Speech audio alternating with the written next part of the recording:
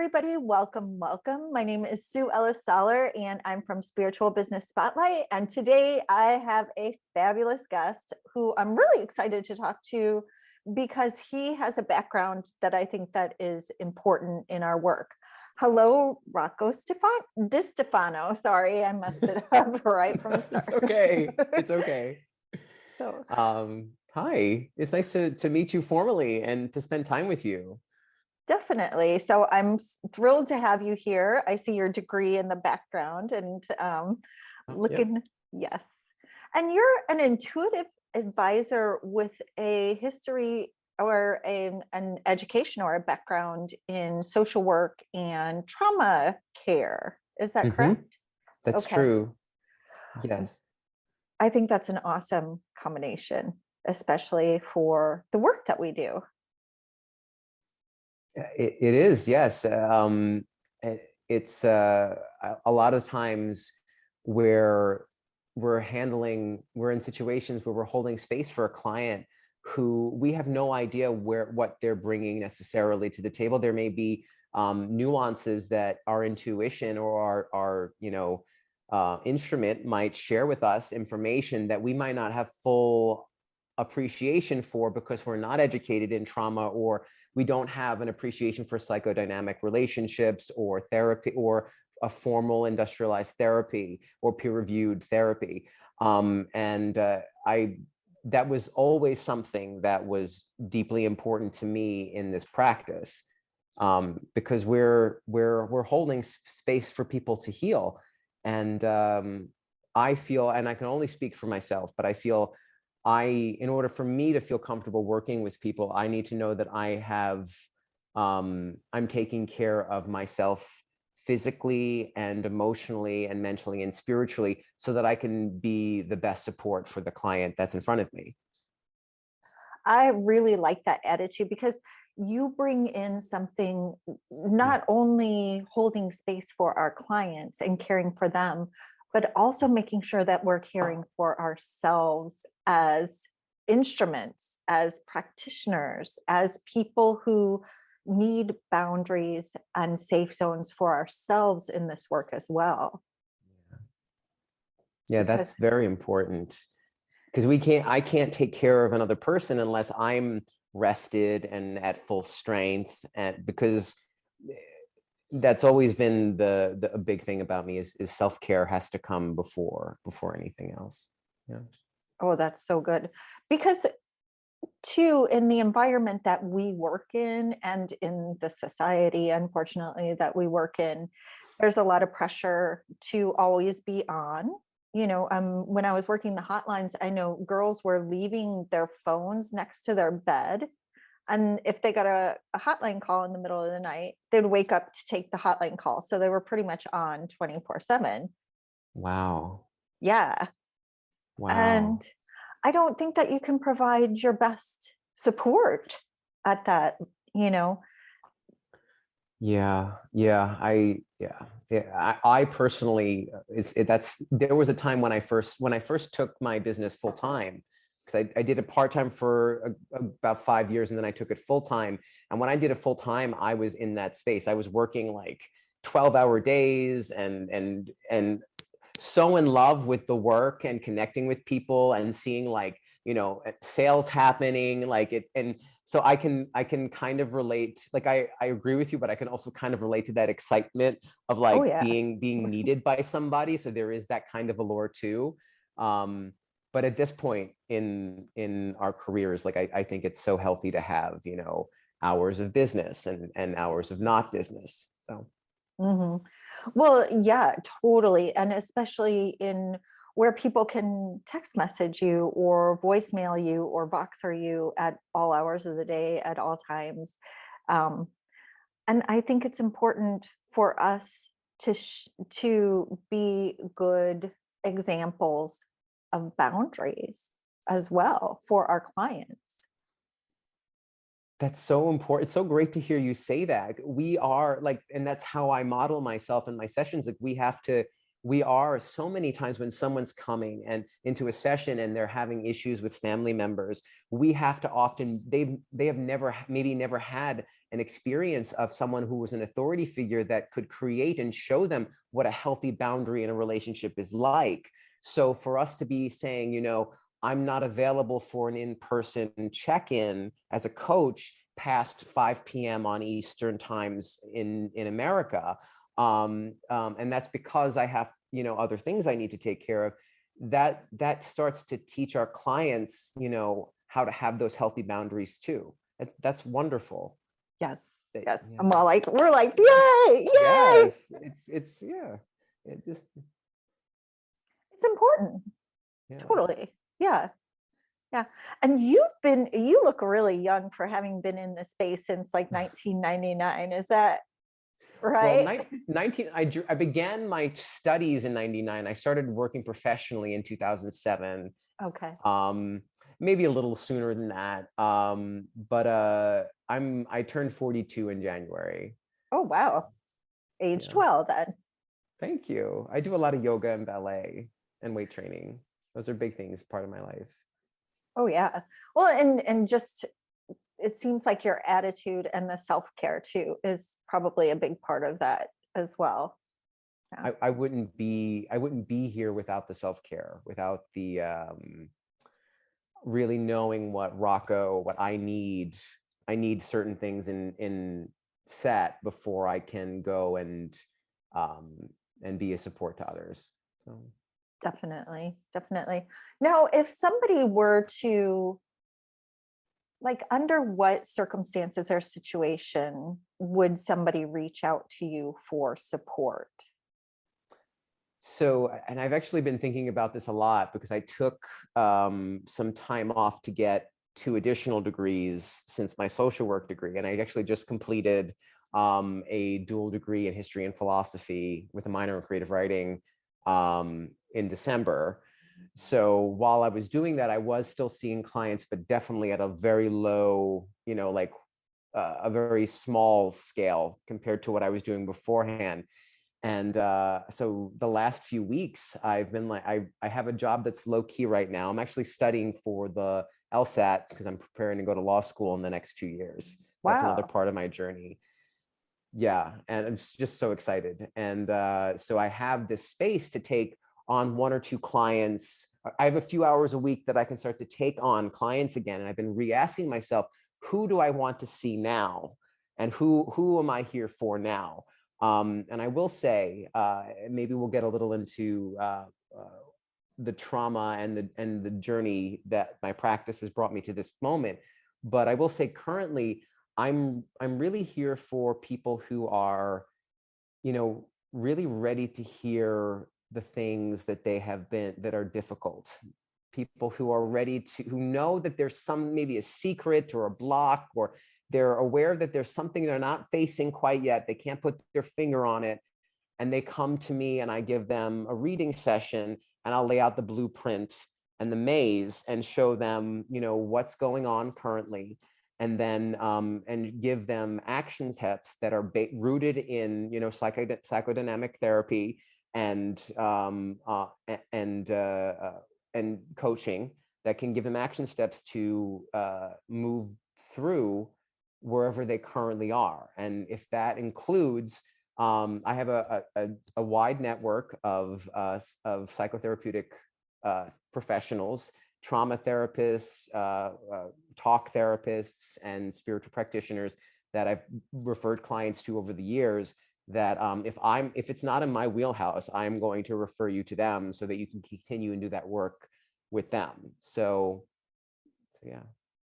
That's really awesome. And I love the combination because this is the future of healing in my own personal opinion. This intersect of talk Mental health. therapy, of total mental health, and being open and honest, and allowing people to have access to a wide range of tools and practitioners who are there to support and guide them and hold space. And because I don't know what kind of tools you use. Maybe we can talk about that a little bit, like if you use tarot cards or if you use oracle cards as a part of your work, or if you do more, because I know you're an intuitive advisor as well. So deep listening is a big part of intuition too, because there are Mhm. things that people say and there are things that people don't Don't say. say. Yes, Yes, that's it. yes. Yes. And a lot of times the answers are in those. And also, not to be not dissing the fortune tellers at all in our community, but there's also this place of self-discovery, self-awareness, and guidance of the self, where we're not there to give them answers. We're there. That's the tenets of social work, is a strengths-based perspective, motivational interviewing, holding space for the person to use their own self-determination to navigate out of the pain that they're experiencing. Yes. Yes. And that's what we end up doing as as as healers and readers as well. Yes, exactly. Yeah. Yeah. Yeah. So you wanted to talk a little bit about the trauma experience and working with dealing with trauma. Is this in regard to your own history that took you in along a journey? Yes, and thank you for asking. It's my whole experience as a spiritual practitioner. I guess I should preface it by saying that my business as a practitioner, I think, has not only saved my life, but also given me direction that, existing as a survivor of trauma in the world, I didn't have the same trajectory where, I went to school and, a teacher inspired me and said, you need to be over here. Like, this is where the rest of people like you are. Have a surviving complex trauma. You don't always have the ability to hear or connect with those kinds of mentors. So it was really my spiritual based practice that helped me to find my path, which is leading me to law school now. My journey as a practitioner has always been informed by my inner child. I survived a very difficult childhood, and in order to survive, I needed to become hyper vigilant to navigate the adults that were making the life for all of us particularly difficult. And this journey has always been informed by my younger self's desire and need to be heard and to be healed. So, I've learned two things, over the course of 15 years of working in this field. And the first thing is, healing is hard. I think sometimes we see these posts that make healing seem like, oh, well, if you just change your thinking, or if you change your shirt, or if you eat this, it's just this one trick. And it's sometimes that one trick will open up like 7 more tricks that need to be taken care of, and it becomes exhausting. So if you don't have the support, if you don't have, peer-reviewed research that backs up the support that you're going to, that is linked to maybe 100 years of other professionals contributing to that field, that says, maybe this would be helpful and not this right now, it's easy to get lost and exhausted and, disappear. So knowing that this healing is not necessarily an easy thing, and that is not only normal but human, it should be celebrated that this is. I have a friend who is in recovery, and one of the things that she tells me sometimes is that a favorite quote is, we wish you a long, slow recovery. Uh, That this isn't a race. Like, we are where we are, and we need to, for the best healing to happen, the optimal healing to happen, we just need to let it happen as it needs to happen. well, and that gives it so much a more realistic quality too, because like you're saying, I mean, there's far too many people who are trying to offer a quick fix, or, even with Reiki sessions, even a lot of times you are moving energy and clearing things, but sometimes that brings up, like you said, 5 other things that need to be cleared.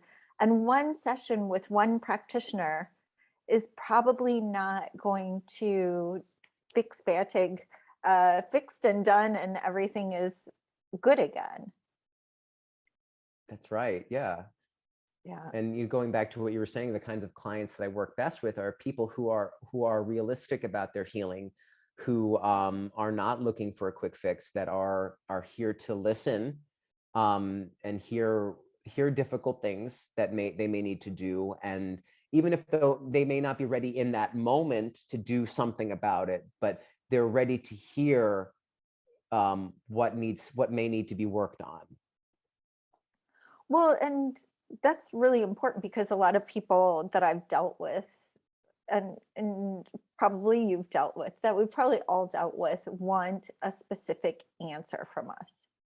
You know, they're just like, this is what I Confirmation want. bias. Yeah, yeah.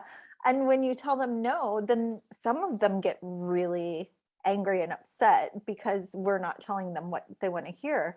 But ultimately, in order to maintain integrity in our work, we have to allow people to just leave. You know, after you say, wow, I've seen this, and is this what you want to continue with? Um, you know, it's we give them the information. It's up to them to either integrate it into their lives or to reject it outright and go see somebody else. Right. And this is what, my training in social work was, what has been so helpful, having that training, because we learn in social work school how to navigate client patient or client practitioner transference.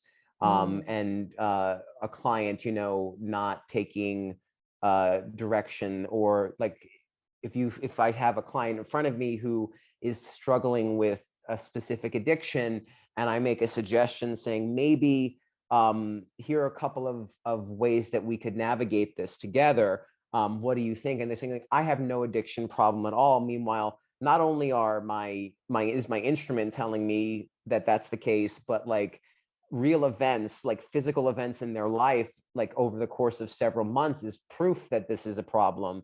The training as a social worker, going to get that degree, you get that training on how to navigate those disappointments or frustrations. So, And that's back into personal care as a practitioner, but also those firm boundaries that are just like, okay, yeah, yeah, because especially like when you're dealing with, kind of multi-level yeah, trauma, mental health issues, the kind of the gambit of what people, but we serve as that buffer in, because unfortunately for, I think for the past maybe 15 years, going to see a therapist has become more socially acceptable, shall we say. for sure.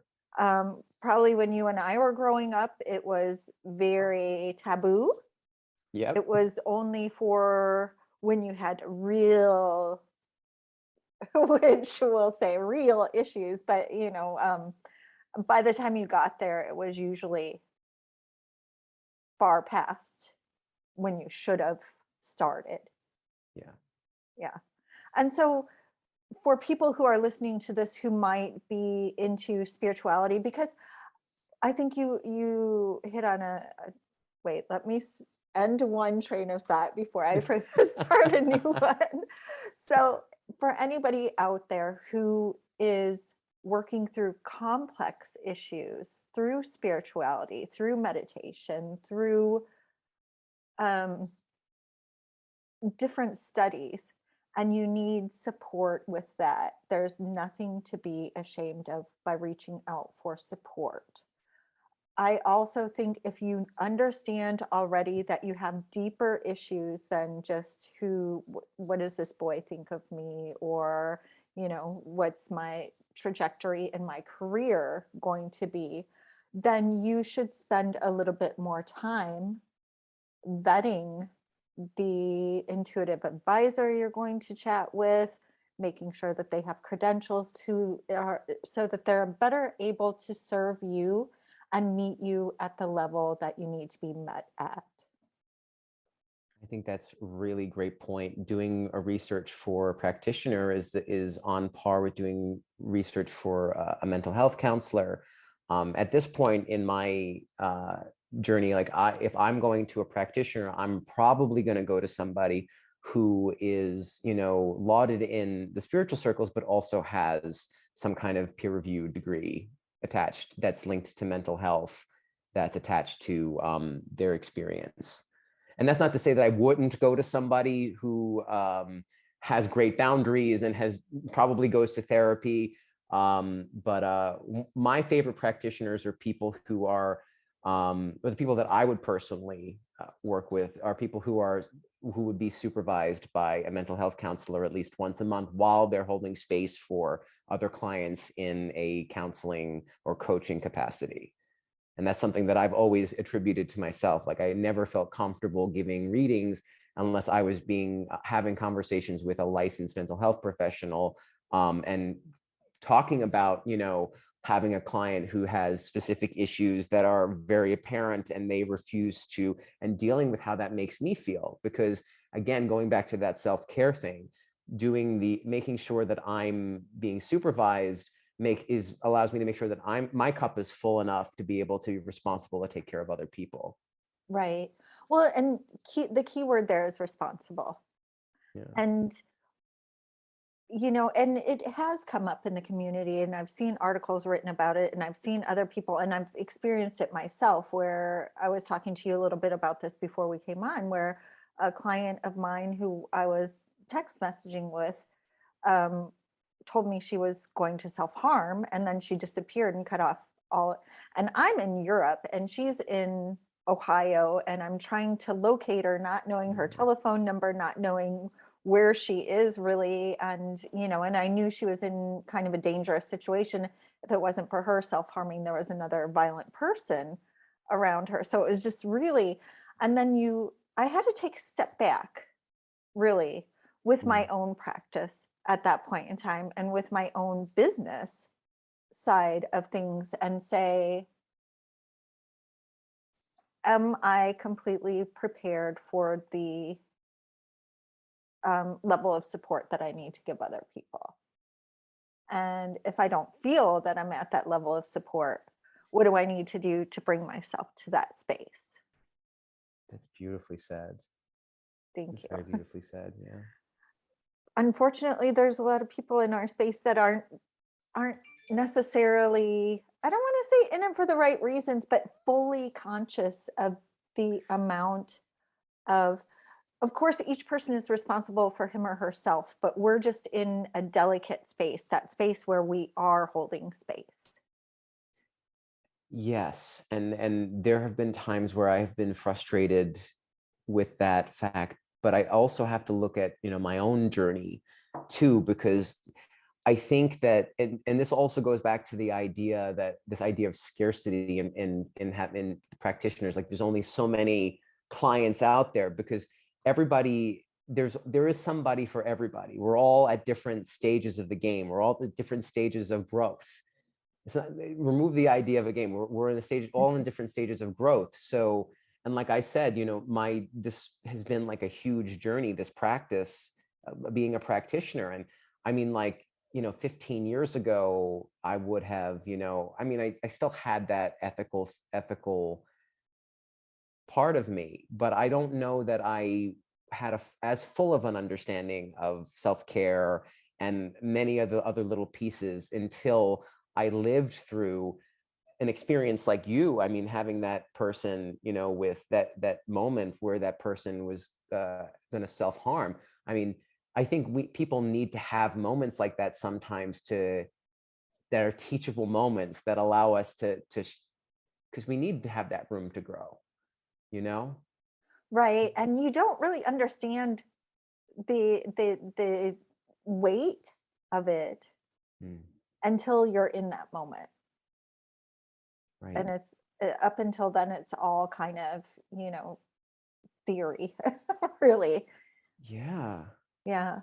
But I like too that you make sure that you're supported as a practitioner so that you can clear out the energy and disconnect kind of your energy, because oftentimes as advisors we end up carrying a little bit of the weight of our clients with us. That's why exercise and eating correctly, and seeing a therapist regularly while I'm practicing, especially, all of those things are important. Drinking lots of water. But I have to say, coming from a trauma background, it wasn't always here. Like where I'm at now is like again, like 15 years of business, of practice in business, and then I think 23 years of really doing spiritual practice. In 1999 is when I started reading the tarot and studying meditation and mindfulness and practicing. I was practicing Wiccan for a while. So this is like 23 years of learning the hard way how to navigate the traumatic events of my past. And when I started in 2007. When I started doing the work there, I would have similar situations where people had poor boundaries, and then I would blame myself if the session didn't go well, or if someone said flat out, "You're wrong." I had to learn how to trust myself. I had to learn how to trust my instrument.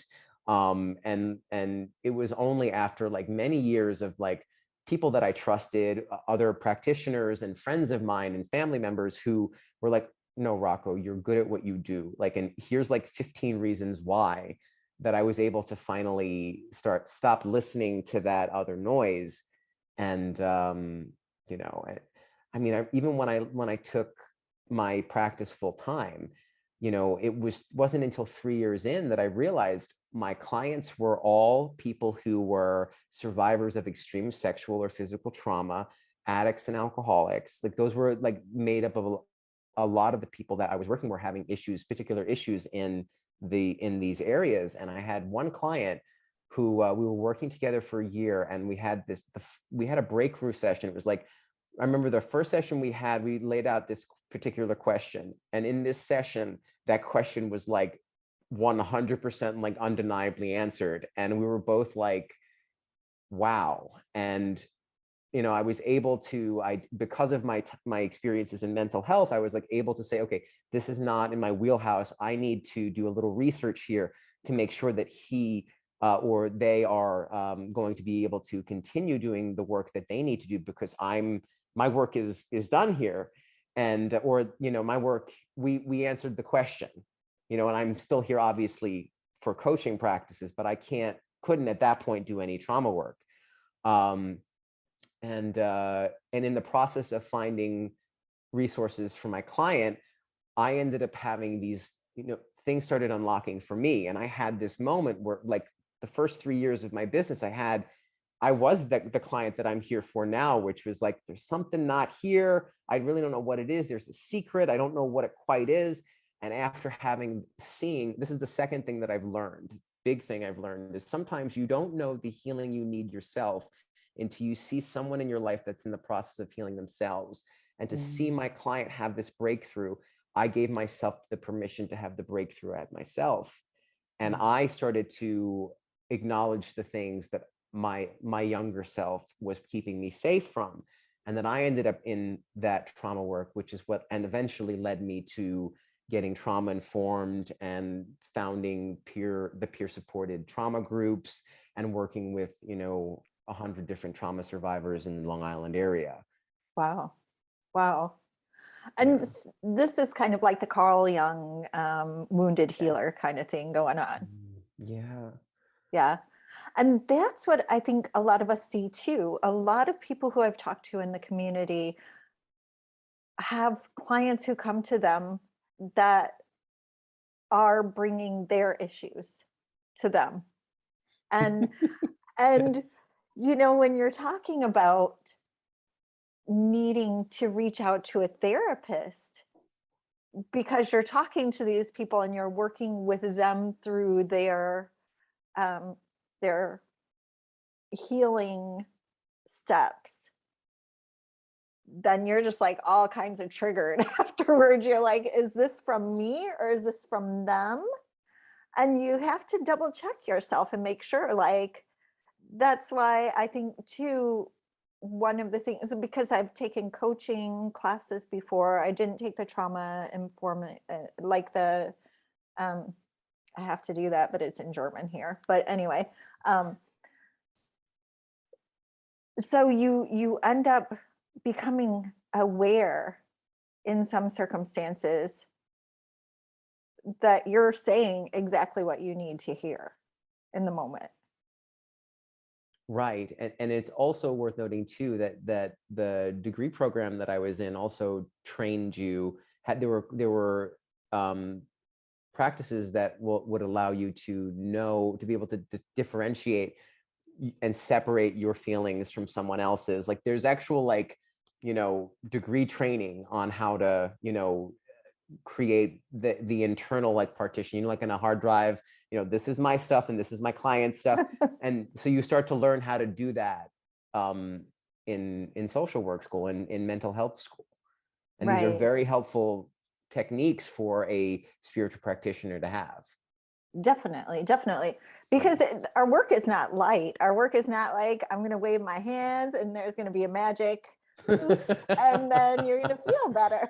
I mean, sometimes it happens that they do feel better, but usually then they hit that brick wall again. Yeah. Yeah. There was something else. I see you have a list of things to say. What are your points? Well, like, we've actually touched most of them. Those were, I was just, the other day I was just kind of going over the things that I wanted to say. And I'm very grateful for this forum because it allows me to kind of organize my why currently. Because good.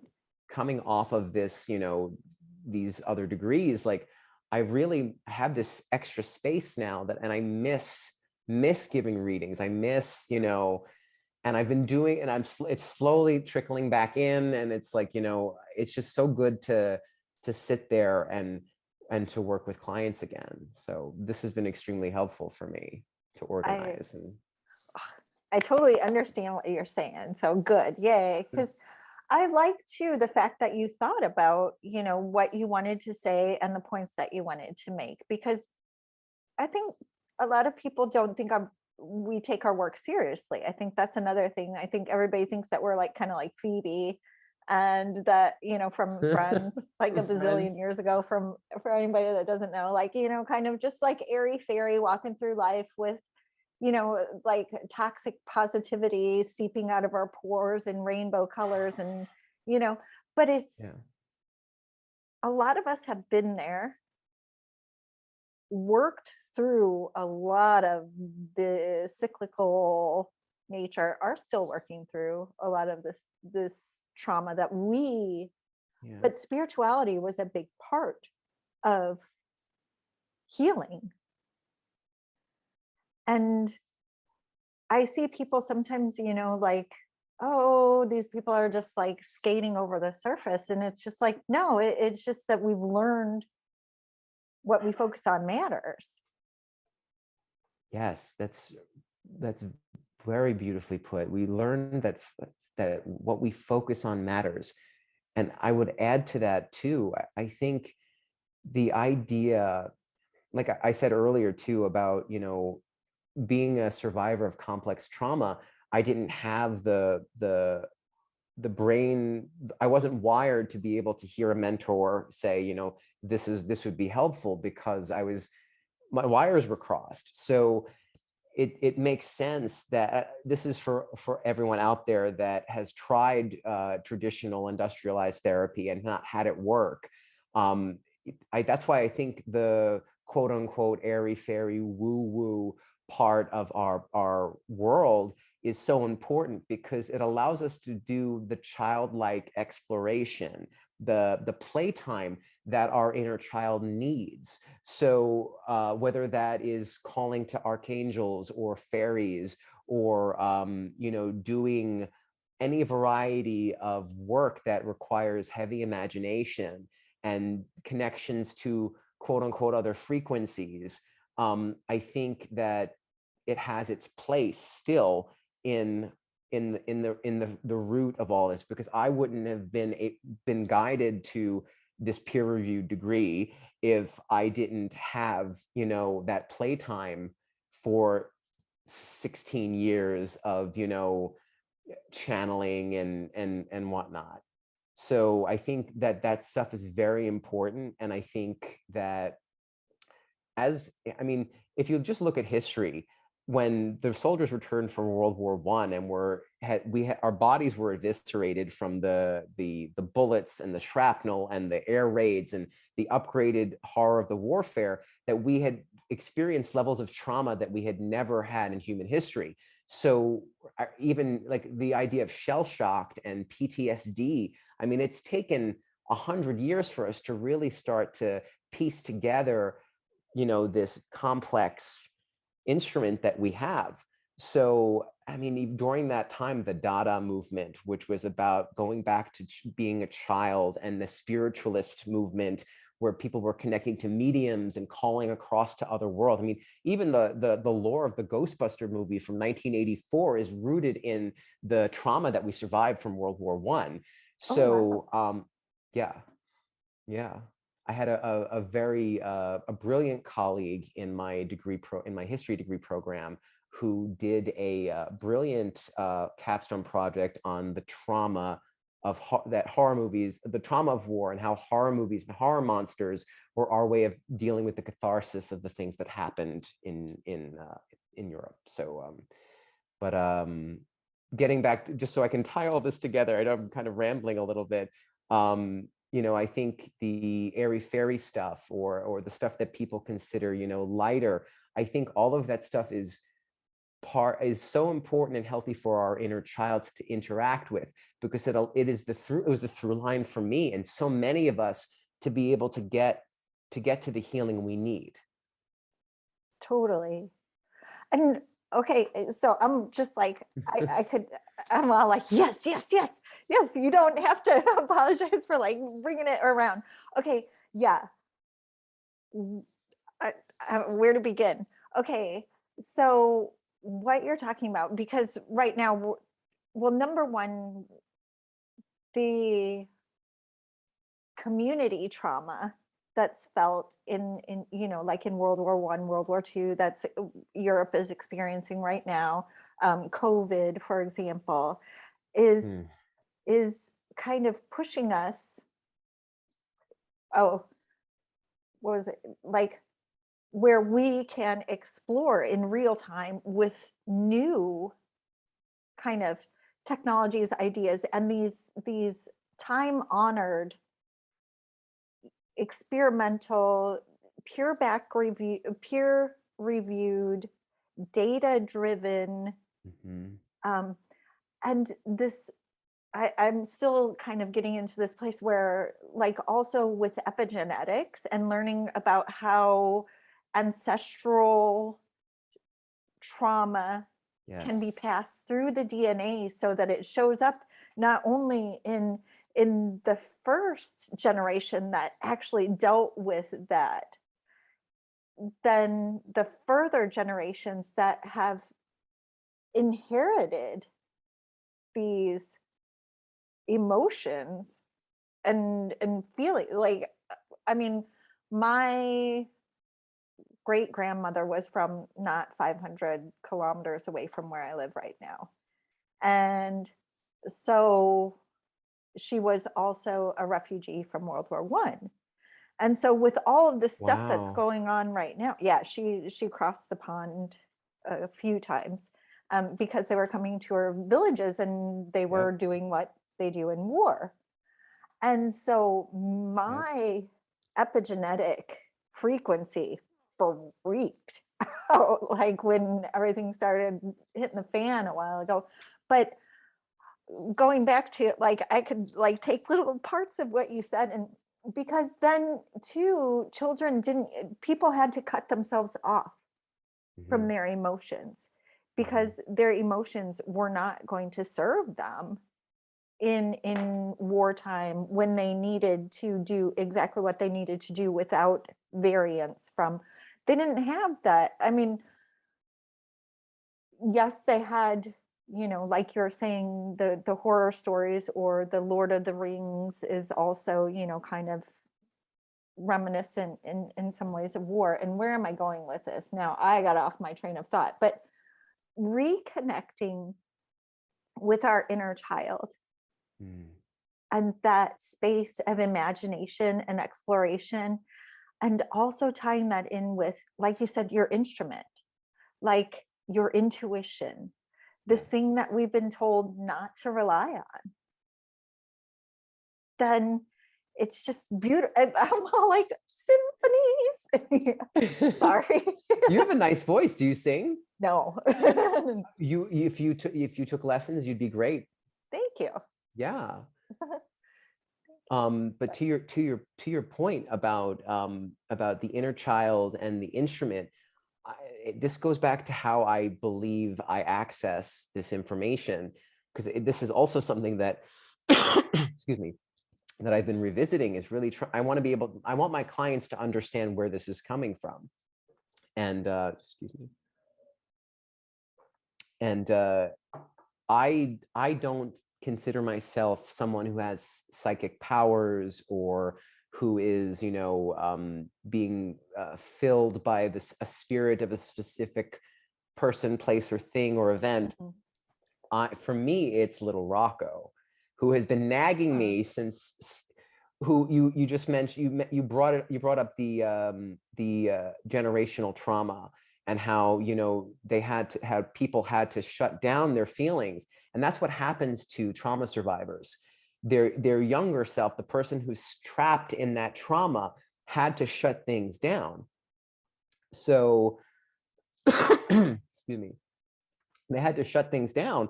So them frozen in that time are nagging you, because once that trauma ends and you move forward, if that trauma isn't dealt with, then it constantly pulls and pulls and pulls, and it becomes this nagging event. And this was me, 3 years into my practice. I was like, what is this weight pulling at me?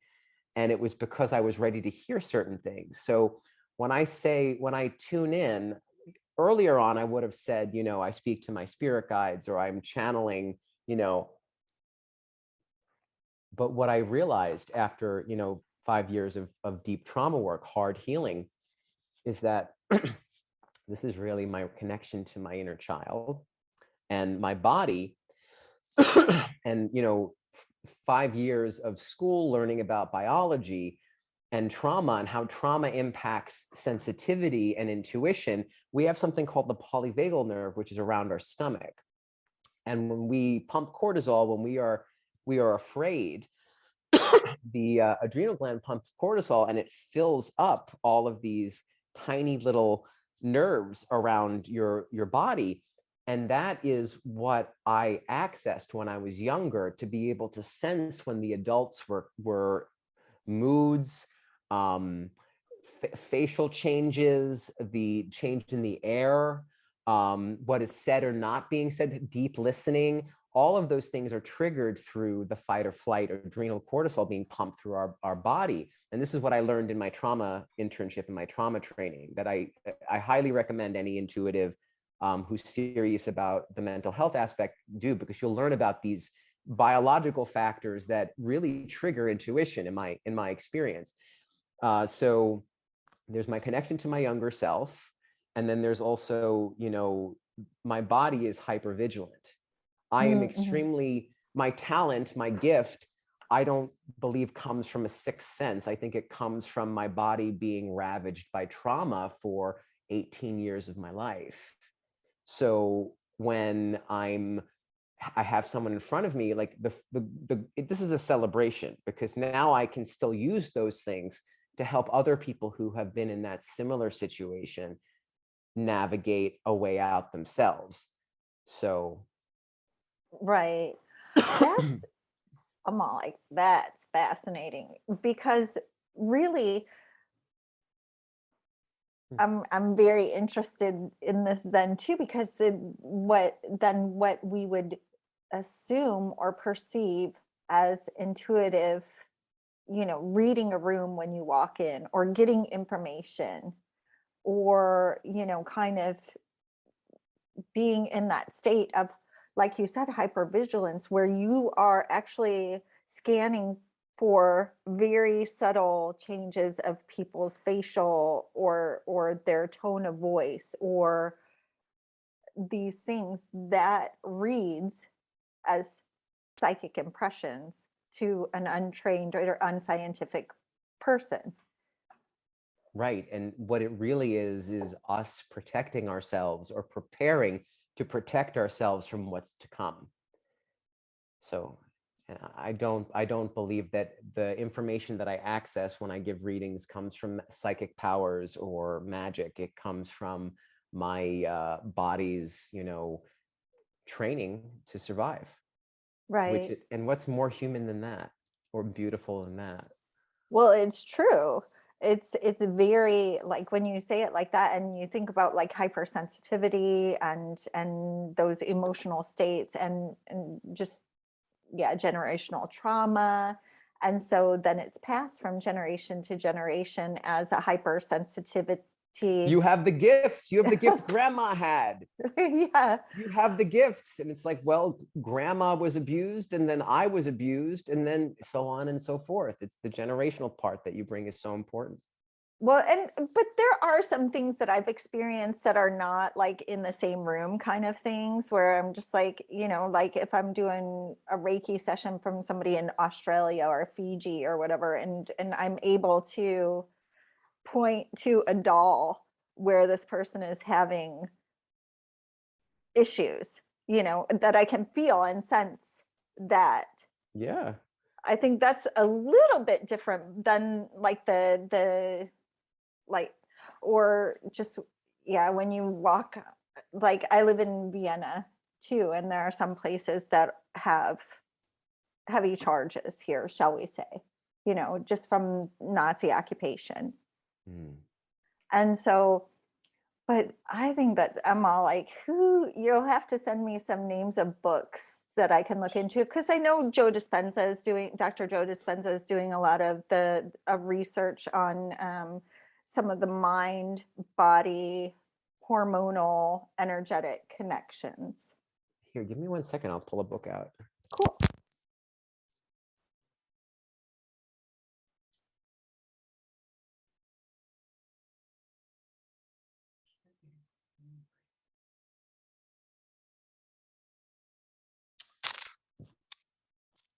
I must have moved it to a different bookshelf, but the title is, I can't think of the doctor, but it's called The Body Keeps Score. I've And heard of that. Yeah. that's a really good book to start, because it talks about a lot of how specifically how the body remembers certain things. So, which is why, and listen, I don't have I can't explain everything, and that's one of the great things about science, is that we don't have all of the answers. But I would even say that being able to spot a doll that's in another country, even though you would have no access to that information, if you read that book, you'll read other very traumatized people having similar situations where they have access to information where they normally wouldn't have access to information, because the event itself reminds them and triggers them of an event where that's similar to that specific item. Huh. If that makes any sense. Yeah, totally. I'll Because look it up. it's a callback of you know of Well, trauma. yeah, subconsciously stored trauma that, kind of is triggered or pulled up when you're working with this specific situation. So yeah, yeah. Well, like, juicy. So yes. If you were to give a piece of advice to people who are just starting out in the psychic field, or as readers or intuitive advisors, what would you say to them? Take it easy. Take it easy. Don't.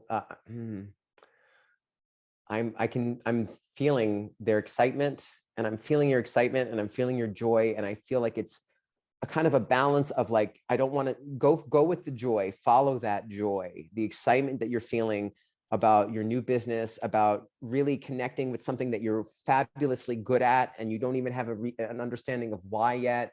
So it's a matter of love yourself and engage with that joy, because that joy is something you will always have if you cultivate it properly and with love and respect.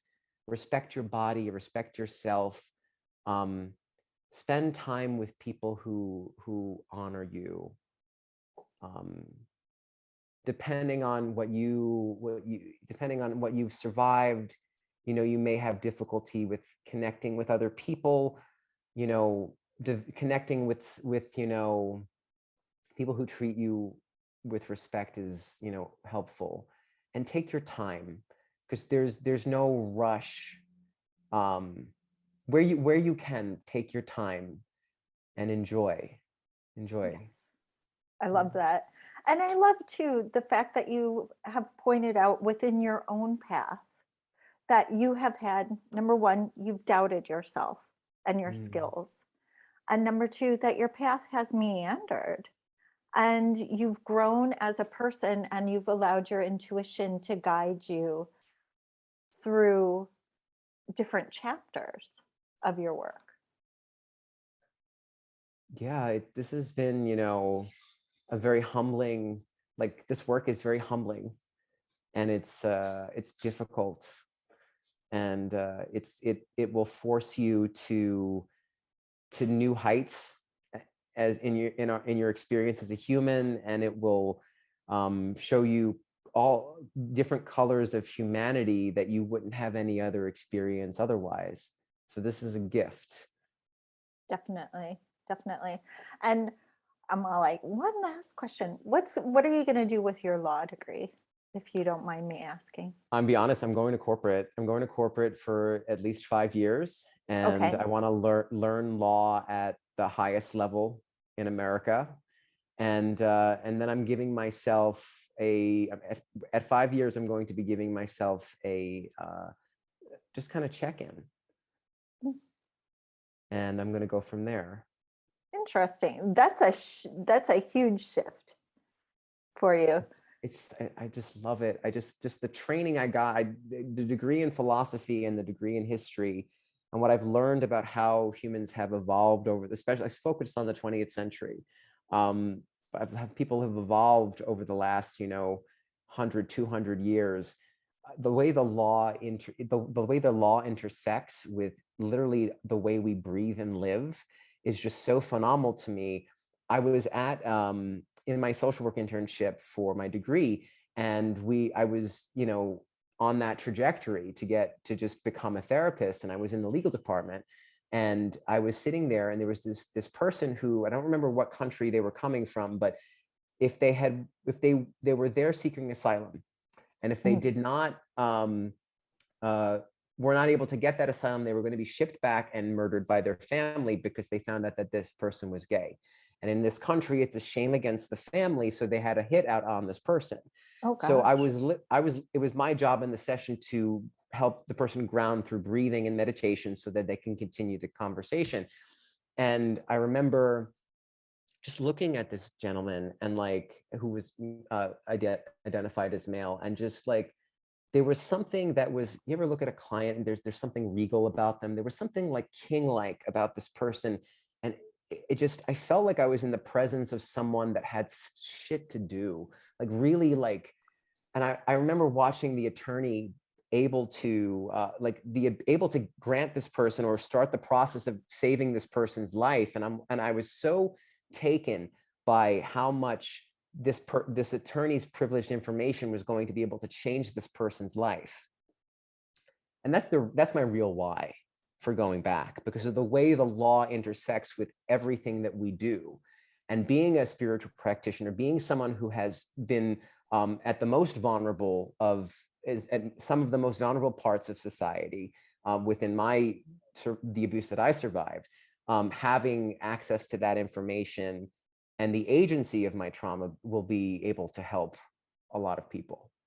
That once you explained it and you clarified it, It sounds so much more connected and, you know, world altering than just kind of corporate law. Because when you think about it too, like I come from Gary, Indiana, which is like steel mills and chem spills and everything. So you're talking about being the person who helps to navigate and make sure that the water is drinkable and the air is breathable, and that minorities and otherwise, I can't think of the word, oppressed individuals in some circumstances have representation. I think all of us deserve representation. It's all of us having access to those. Not many people have access to that information. So yeah, but the corporate part, I should just to clarify, you learn law at its highest in that arena, and Okay. that stuff aside, certain credentials, we do live in a society where if you get an Ivy League law degree, people are going to listen to you. Right. Yeah. So having the agency of my past, and also having the credentials, like we have our new justice of the Supreme Court. I mean, just watching her, she's got the credentials, but she's also got the human compassion and connection, and that is a shining soul right there. Ruth Right. Bader Ginsburg was another example. So I think over the next 200 years, I think the obsession with prestige is going to shift, but currently it's a very real metric that we need to deal with. Right. Well, and just even having this conversation with you and getting to know your rich and broad background and how education and each experience has helped to shift the person that you are and bring you closer. I don't want to, perhaps closer is not the right word, but has so enriched your being and what you have to offer to the world.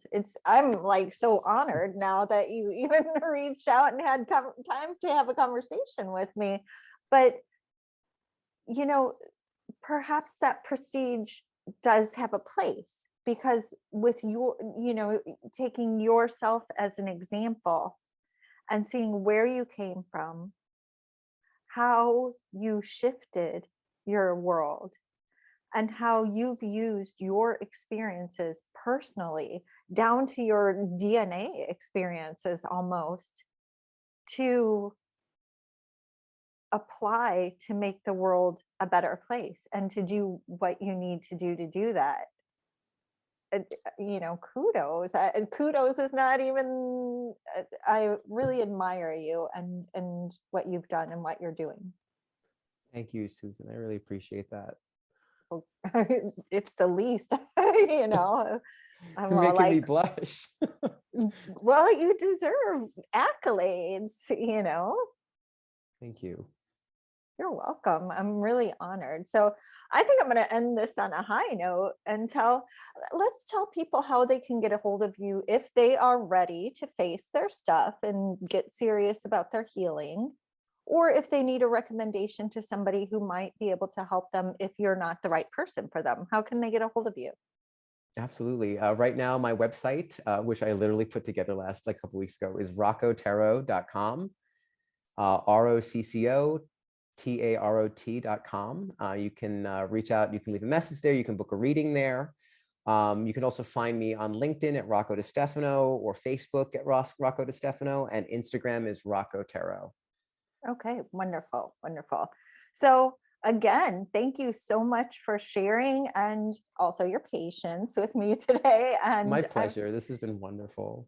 It has, definitely. Thank you so much. I'm like really excited about sharing this with our audience. So again, everybody, Rocco Distefano, Rocco Tarot, and Rocco Distefano on LinkedIn and Facebook. Yes. And yes, and don't see him if you just want to get some light, fluffy information. Like, he's the guy who's going to take you to the next level. So thanks, everybody. We will talk to you soon. Have a great day. Bye.